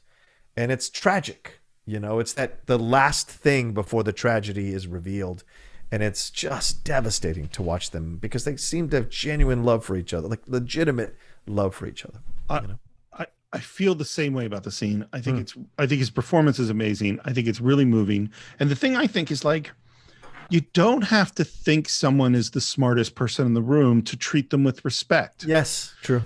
And even if you never gave Fredo a great job, if you gave him some love and attention, he would be okay. Yeah. Like Fredo's the guy who sits in the room with wounded Vito when everyone else goes downstairs to dinner. Mm-hmm. Like he's filled with a lot of love for his family. He he doesn't need to get as much love back as he gives. He just needs a little bit. Yeah. And the thing, and this goes back to, maybe this is the whole thing about is it Hyman Roth or Frank Pentangeli or what does Michael mean is I don't know what Michael means in this scene. Like you said in the previous scene, he's testing Fredo and maybe he's suspecting, but I also know that in the scene where he genuinely finds out, he is completely shocked and wrecked. Oh, sure. So to what degree, and then you say these brothers love each other. And I do feel that in this scene, but then I also go, or is he just manipulating him and keeping his friends close? And this is the thing. I go like, man, what the fuck is it like for Kay? I don't know what Michael thinks. Right. I don't know what he feels. He might be feeling that, or he might just be testing me. Yeah. He might have told Tom that I always thought of you as a brother, or he might just be using him. Right. In that moment. I don't know. I've watched the movie a lot. I don't know. I mean, I always default to the fact, I guess now I default to the fact that he is a sociopathic introvert or psychopathic introvert in that he's quiet. He doesn't like big crowds. He's never comfortable in big crowds. But when he's one-on-one, he controls the situation. And and here with Fredo is the first time he kind of lets his guard down and starts talking to him and connecting with him. And Fredo has a moment of exasperation where he throws him because he has that moment with him, was intimate, and he says, Mikey, I was mad at you. And then just when he's about to tell Michael, why didn't we spend time like this before? Which I wonder if he had told Michael, this would have ended differently. What was he about to What was he about to tell him? I think in that moment when he comes close, he's about to tell him that it was him that was involved with Hyman Roth, and it was him that gave the information to those guys, but he didn't know they were going to shoot and kill him, which he reveals later, right? I didn't know that it was going to be a hit, right? But I think in that moment he's about to tell him, and then he yanks himself back and he throws that thing and he says, "Why didn't we have conversations like this before?" I 100% agree. That's what I think too. Yeah. I think he was right on the edge. He is. Because, and the thing is, and again, it's in the ambiguity. We know he gave them information. Yes. We don't really know what information. Right. We don't know the level of his betrayal. And and so I agree with you, is maybe if he said, "Hey, I did this thing. I'm really sorry." Yeah. He'd be alive, Yeah, possibly. There's this other moment, by the way, that's so fucking heartbreaking. Mama used to tease me. She'd say, you don't belong to me. You were left on the doorstep by gypsies. What a thing for mom to say. I know, right? Oh my God. But Fredo's almost the big brother here, Steve. Do you catch that? That he kind of vacillates between he is the older brother of Michael, but in the scene, he vacillates between the older brother and younger brother, and it's really fascinating to see. It's the most alive Cazale is as Fredo in both movies. It's the most fully realized he is. His performance is fascinating every time he's on screen. Yes. I also love, hey, how do you say banana daiquiri? Yeah. And then we get, and so like I should have said before, when he's nervous after getting off the plane, he wants a drink. Now we're having another drink. Now he says, after this pause, and by the way, Michael doesn't drink. He's just having a club soda. The senator is flying in with some government people. I want you to show him a good time in Havana. My specialty, right? Because this is a huge resentment for Fredo. This is all I'm good for. Right. I pick people up at the airport. I take them to bars. I set them up with hookers, of course, and drugs and booze and whatever they need to have a good time. That's what Fredo's good for. Yeah. But then it goes from that moment to like the heaviest thing possible. Later on in the evening, we're all invited to the presidential palace reception, bringing the new year. After it's over, then you take me home in a military car, alone, for my protection. Which, by the way, reminds me of... Now, we insist it's a public place, a bar, a restaurant, some place where there's people, so I feel safe. And... They're arranging a meeting in Brooklyn, Tessio's ground, where I'll be safe. Tessio. Before I reach my hotel, I'll be assassinated. And then right as Cazale is reacting, that's when the waiter shows up, which again, that's how you direct a movie. Yep. Is you interrupt the big emotional moment. And Michael he has no emotions about this. You know, Fredo's adjusting and trying to, like, what does that mean? Right. And then he says, who? Roth. It was Roth who tried to kill me in my home. It was Roth all along. He acts like I'm his son, his successor. And Fredo takes it in, knowing that he gave information to Roth, that he betrayed Michael with Roth. Yeah. How can I help? You just go along as though you know nothing. I've already made my move. What move? Hyman Roth will never see the new year. By the way, Cazale and Al Pacino were buddies. They liked each other a lot, and they played this scene beautifully together. Hyman Roth is getting a doctor's exam. I want my own doctor. Fly him in from Miami. Don't trust a doctor, can't speak English. He sends his wife down to the casino, and then when they're alone, he says, My sixth sense tells me your brother Fredo brought a bag full of money. Where is it? How does he know this? You know, just like Michael, I think Hyman Roth's got spies everywhere. I mean, they run the hotels. You're pulling out? Just wanna wait. And he asks how he feels. I love this line too. I'd give $4 million just to be able to take a piss without it hurting.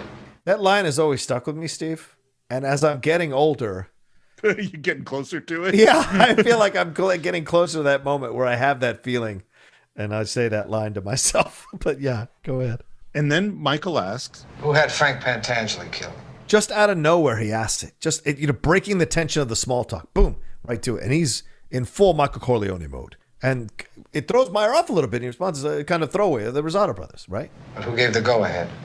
I know I didn't. So two things about this. The first thing is that they think Frank Pentangeli's dead. Yes, they do. Because Frank Pentangeli went from that thing where someone said Michael Corleone says hello and went to the cops and is now in witness protection. That's one thing. And the other thing is, I know I didn't. He's calling out Meyer. Hyman. God damn it. He's calling out Hyman. And then Lee Strasberg gets up. And what's so funny is he's been so natural and effortless through everything. And then the intensity he puts into this speech and the strange sort of hiccupy noise he makes, which I think is his illness. And he says, there was this kid I grew up with. He was younger than me. Did our first work together. Things were good. We made the most of it. We ran molasses into Canada. Made a fortune. Your father, too. As much as anyone, I loved him and trusted him. And Michael's just standing there. Because, of course, he knows who he's talking about. Yeah. He knew from the beginning who he's talking about. That kid's name was Mo Green, and the city he invented was Las Vegas. This was a great man. And again, the intensity with Lee Strasberg has just built and built, and he is lasering in on Michael. And there isn't even a plaque or a signpost or a statue of him in that town. Someone put a bullet through his eye. And I love how Strasberg plays this. When I heard it, wasn't angry. I knew Mo. I knew he was headstrong, talking loud, saying stupid things. So when he turned up dead, I let it go. And again, the intensity has built even further. And I said to myself, this is the business we've chosen. I didn't ask who gave the order, because it had nothing to do with business. And of course, what were we just talking about with Frank Pentangeli? Michael just asked, did you give the order? Right. The question that Hyman is saying he didn't ask when Mo Green was killed. Yeah. Because it had nothing to do with business. And then a complete change in subject. I have $2 million in a bag in your room. I'm going in to take a nap. When I wake, if the money's on the table, I'll know I have a partner. If it isn't, I'll know I don't. Michael slowly looks up at Johnny Ola, and in the background is the killer in black, out of focus. Yeah. Yeah, what just happened? Explain. What happened is that Hyman gave him a verbal spanking, in essence. This is an older, seasoned, experienced guy smacking down the young upstart who dares to question him. Because Michael crossed that line when he says, who had Frank Pentangeli killed? Like, he is putting Hyman Roth on the hot seat, and he doesn't have the status to do that. And so Hyman gets up, and you're right. And I think this is and obviously this is an intentional thing by Strasberg as an actor, but I think it also it operates under the intensity of what he's saying. The sound he makes, it is to stress. It's almost like a period happening in these deliveries to Michael. I didn't ask who gave the order.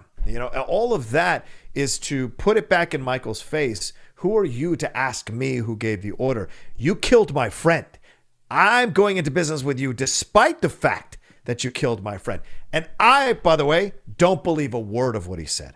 I think he absolutely wanted to know who gave the order. I mean, if you know Murder Inc. at all, Meyer loved Bugsy. Loved Bugsy. Loved him. Absolutely. Right? And that's why when you see Bugsy, it is such a damn good movie because Warren Beatty and Ben Kingsley play that relationship out so well. It is absolutely. So this could be an entirely 4-dimensional, 8-dimensional chess game he's playing to exact his revenge for the death of Mo Green on Michael. And that's certainly possible. And so he's saying that. And so, and then when he makes the change in the subject, it's an utter dismissal and walks away from him. He gets the last word. And Michael's not used to that. I'm very, very sure Michael's not used to not getting the last word in a scene in his life right at this point. And Johnny Ola is almost like you see that meme of those dudes going, oh, shit. It's just basically that. Johnny Ola is looking at him like Michael just got smoked in a back and forth with somebody in a rap street battle. That's what it looks like. Because he's almost like he's smirking and he's smiling. I'm like, yeah, he put you in your place, young man. And it's a great, great scene for what it leads to later. But certainly the battle lines are drawn now between Michael and Hyman Roth here. I think everything you said is exactly what's happening. I mean, and what's so interesting about it is that we have the line in Godfather where Michael has said he's going to kill Sollozzo and McCluskey. And at the end of it, he says, it's not personal. It's business. Which, first of all, it's not. It is personal. Of course, it's always personal. And it's business. Yeah. And then we have the murders of the 5 families, which is business, but it's not. And then and of course, Mo Green dies there. And we have this thing between personal and business. Mm-hmm. And Michael has been playing both sides. He's been, cozying up to Hyman and cozying up to Frank Pentangeli and putting a lot of ambiguity, putting pressure on both, seeing which way they jump. And now Hyman is just kind of gone, I'm many steps ahead of you. Yeah. And here's the thing I think too. My belief is if that if Castro didn't succeed in rebelling in Cuba, Mhm. and if Michael did put the $2 million on the table in the hotel, they would be partners. Yeah. Up to a certain point. Yeah. Is that Hyman, because Hyman Roth always made money for his partners. Right. I think if it's advantageous for Hyman, he would just go ahead and do it. Yeah. That's what I think. Right. So one other quick thing is in 1948, I think it is, Lucky Luciano, who was could no longer live in the United States. He was living in Sicily. So he couldn't return to the United States. So the only place that Lansky could meet with him, because they still were ostensibly running the syndicate together, was in Havana. And they had a meeting in Havana where it is possible that they decide to kill Bugsy Siegel. He died right after it. He was not at this meeting. Right. It's also, the other possibility is that it was the Italian mob that killed Bugsy Siegel against the wishes of Meyer Lansky and Lucky Luciano. And the one other thing I found out about this meeting is the entertainer at that meeting was Frank Sinatra. Of course. So, Frankie, good old Blue Eyes. So at this moment, as we don't know if Michael Corleone will make the deal with Hyman Roth, we don't know who the betrayer in the family is. It's Fredo. We don't know whether or not Michael will be assassinated or whether or not he will kill Hyman Roth, as he said that Hyman Roth won't make it to the new year. I think, John, it's a good time to end our second out of 148 part exploration of The Godfather 2. As always, we'd love to hear your thoughts on our Facebook page. Do a search for the Cine-Files. Please subscribe to the show on iTunes or YouTube or Spotify or Amazon or Audible. That 5-star review on iTunes, let's just say we're going to make you an offer you can't refuse. Again, if you could see John's gestures at that moment, it would have made it even better. You can buy or stream Godfather 2 along with every other film we've ever done on our website, Cine-Files.net. There are links to Amazon's for all of those movies. And if you just want to buy that new LG OLED TV, click on our link first and we will get some tiny percentage of it. It really does help the show. The best thing you could do to help the show is go to patreon.com/thecine-files. And if you want to reach me, you can reach me at SR Morris or SR Morris1 on Twitter and Instagram, respectively. You can reach the Cine-Files at the Cine-Files podcast on Twitter, Cine_Files on Instagram. I might have gotten that backwards. And Sean, how would they reach you? You can always reach me at The Roca Says on Twitter and on Instagram. And let us know what you think about this part. Let us know what your thoughts are about our points of view on what we see happening here in this relationship between Hyman Roth and Michael Corleone. Are we wrong? Are we off? Are we missing anything? It's always fun to hear your thoughts on Twitter or see your thoughts in the comment section on the YouTube versions of these episodes as well. And don't forget those comments. Don't forget those reviews. It's really important for us to get over those 1,000 5-star reviews. And Ken, thank you all enough. And please come find me at my YouTube channel as well, youtube.com/John Roca Says. A lot of stuff happening there. A couple new shows coming as well. So please go and subscribe.